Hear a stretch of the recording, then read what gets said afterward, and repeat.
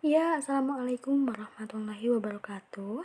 Di pertemuan kali ini ada saya, Asta Kamila Hilma dengan NIM 33230 dan rekan saya dan Mbak Rulia dengan NIM 33231. Pertemuan kali ini kita akan membahas pemikiran pembaruan Hasan Al-Banna, problematika Islam Mesir, dan pembaharuan Ikhwanul Muslimin. Beliau bernama lengkap Hasan Ahmad Abdurrahman Al-Banna As-Sa'idi atau lebih dikenal dengan Hasan Al-Banna. Dia seorang dai pembaharu yang dilahirkan pada 25 Sya'ban 1324 Hijriah yang bertepatan pada tanggal 14 Oktober 1906 Masehi di Hamudiah, Provinsi Bukhairah, Mesir. Hasan Al-Banna memulai perjalanan ilmiah dengan mempelajari Al-Quran ketika berumur 4 tahun. Dan di usia yang masih belia, beliau sudah menghatamkan Al-Quran dan juga diberi wawasan oleh ayahandanya. Di usia yang masih begitu kecil juga beliau sangat antusias dalam memperluas cakrawala keilmuannya, seperti melihat Al-Iraq karya Al-Hariri, Alfiyah karya Ibnu Malik, Al-Yakutiyah kitab Mustalah Hadis, ada Jauharah at-Tauhid, Rohabiyah, As-Sulam, berbagai matan, Al-Quduri kitab fikih Abu Hanifah, Matan Ghoyah wa At-Taqrib karya Abu Syuja, kitab fikih Syafi'iyah, dan beberapa manzumah Ibnu Amir tentang fikih Malikiyah. Untuk karya-karya beliau sendiri, yang pertama ada Al-Nafi Al-Aqidah, kedua ada Isa At-Tulab, lalu ada Risalah Al-Aqaid, lalu ada Risalah Al-Mu'tamal Al-Sadis, terus ada Qodiyatun Baina Fadai Al-Raj'i Al-Am Al-Misri wa Al-Arabi wa Al-Islami wa Al-Damir Al-Insari Al-Alami. Lalu ada Nizam Al-Usar wa Al-Risalah Al-Ta'lim, ada juga Al-Mar'ah Al-Muslimah, dan yang terakhir ada Majmu'ah Rosail Al-Imam Hasan Al-Banna. Untuk corak pemikiran beliau itu didukung dan direalisasikan oleh para pengikutnya yang tergabung dalam gerakan Ikhwanul Muslimin, seperti menghidupkan kembali konsep keuniversalan dan keintegralan Islam yang tercermin dalam semua aspek aktivitas kehidupan.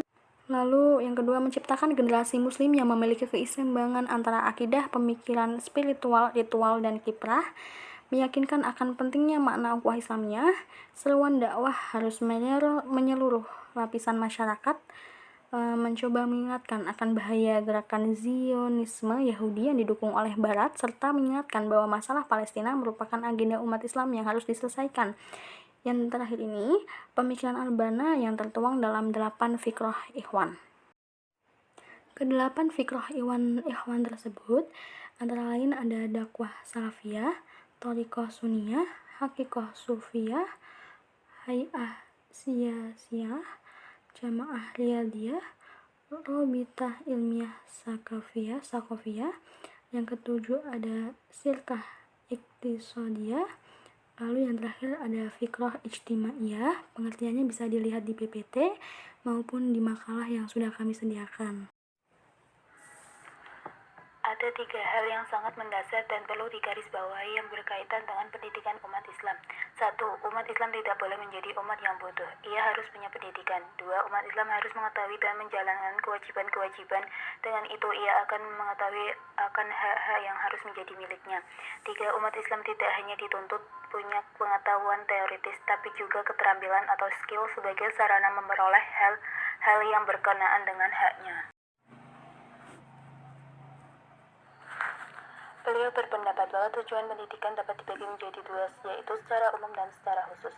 Secara umum, tujuan pendidikan adalah membangunkan kesadaran rohani imani, membina individu muslim secara integral dalam segala aspek kehidupan, baik dari sisi jasa, akal, rohani maupun kejiwaan, membentuk keluarga muslim atas dasar tarbiyah, mewujudkan masyarakat muslim yang terbina dan merupakan manhaj Islam dalam kehidupan, menghidupkan kembali khilafah Islamiyah yang telah lama lenyap, mengembalikan eksistensi umat Islam internasional agar menjadi umat yang terbaik. Sedangkan secara khusus, tujuan pendidikan adalah bersikap aktif dengan sikap berperan serta dalam kehidupan. Berkemauan kuat, mempunyai nurani yang memberinya petunjuk arah pelaksanaan seluruh kewajibannya terhadap dirinya dan terhadap masyarakat. Memiliki kecerdasan yang dibangun di atas pengalaman dalam menjalankan peran-peran kehidupan.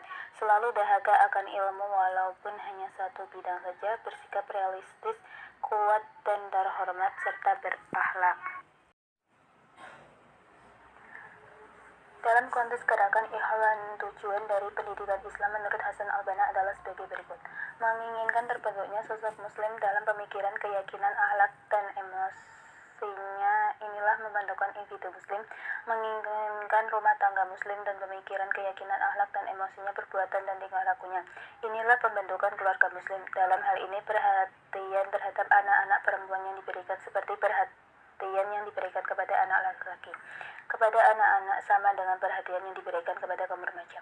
Setelah itu menginginkan terbentuknya masyarakat muslim dari aspek di atas. Oleh karena itu harus berusaha pendidikan Islam dapat menembus seluruh dinding keluarga yang di berbagai penjuru tersebar di mana-mana, di kampung-kampung, di kota, di berbagai pusat kegiatan dan dimanapun. Untuk itu butuh usaha yang maksimal dalam mewujudkan cita-cita tersebut. Selanjutnya, menginginkan lahirnya pemerintahan muslim yang mengantar rakyat pergi ke masjid yang menuntun mereka kepada petunjuk Islam, seperti yang dilakukan oleh pemerintah Abu Bakar, Umar, dan generasi-generasi peninggalan Rasulullah. Selanjutnya, pengaruh Hasan al-Banna terhadap pemikiran Islam modern.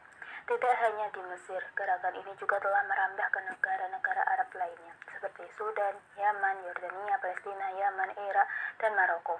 Bahkan gerakan ini sekarang sudah sampai ke Eropa, Amerika, India, Pakistan, Australia, Afrika, Afghanistan, dan juga sampai di Indonesia. Dalam bidang akidah, ia mengajak untuk mengikuti madhab salaf dan memahami sifat-sifat Tuhan dan tidak larut dalam perdebatan seputarnya. Dalam bidang ibadah, Hasan al-Banna merumuskan metode dalam beribadah yang didasarkan atas asas Al-Quran dan Sunnah, yang bisa membentuk kepribadian Muslim, sehingga hal itu menjadi benteng yang membentengi dari godaan kehidupan materialis, dan menyiapkan menjadi anggota yang soleh di masyarakat. Untuk tujuan ini, Hasan al-Banna membuat risalah Al-Ma'surat. Dalam bidang politik dan hukum, Hasan al-Banna mengajak kepada penerapan syariat Islam di semua kehidupan. Sebab dalam pandangannya, syariat Islam adalah syariat Tuhan yang hadir untuk menciptakan kemaslahatan manusia dan bisa berkembang demi menghadapi tantangan kehidupan melalui jalan ijtihad dan tajdid yang berkelanjutan. Dalam bidang ekonomi, Hasan al-Banna menyeru pada independensi ekonomi umat Islam dari hegemoni ekonomi asing, supaya kekayaannya bisa dikembali kepada penduduk pribumi sekaligus persiapan memasuki era industri. Ajakan dependensi ekonomi umat dari hegemoni asing bukan dakwah teoritis saja, namun ajakan ini dipraktekkan dan dijalankannya. Pengaruh dakwah dan pemikiran Hasan al-Banna tetap berlangsung hingga sekarang ini. Bahkan, hasil pemikirannya mampu mencetuskan nama-nama tokoh besar baik penulis, dai, dan ulama di berbagai aspek pemikiran Islam sebagaimana berikut. 1. Syekh Sayyid Qutbi, pemikir muslim modern yang menuangkan ide-idenya dalam kitab tafsir Fi Zilal Al-Quran yang menjadi banyak rujukan kalangan Ikhwanul Muslimin. Abdul Qadir Audas, seorang pakar hukum Islam yang telah menulis tentang perundang-undangan politik dalam masyarakat Islam. 2. Syekh Muhammad Al-Ghazali, seorang pemikir muslim produktif yang telah mengarang 50 kitab tentang kebudayaan Islam modern dan penggulatannya dengan musuh-musuh Islam. 3. Anwar Al-Jundi, pengarang kitab ensiklopedia terkenal Muqaddimat Al-Ulum wa Al-Manahij. Dalam bukunya ini, beliau memfokuskan kajiannya seputar orientasi serangan pemikiran Barat terhadap Islam, pergaulatan peradaban Islam dengan peradaban lainnya, di samping juga tentang kebangkitan Islam dan peranannya dalam pembaharuan Islam.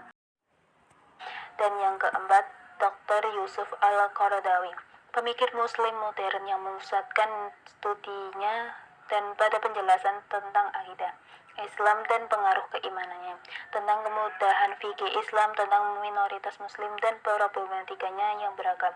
Di samping kitab-kitab beliau lainnya tentang kebangkitan Islam, juga sumbangan pemikiran beliau tentang ekonomi dengan berusaha memberi solusi Islam terhadap problematika kontemporer. Baik, yang demikianlah materi yang akan kita bahas untuk pertemuan kali ini. Jika ada salah membaca, kurang jelas, informasinya kurang, bisa dilihat di makalah atau nanti bisa ditanyakan di forum tanya jawab di e-learning. Dari saya dan Mbak Rolia, terima kasih. Sekian, wassalamualaikum warahmatullahi wabarakatuh.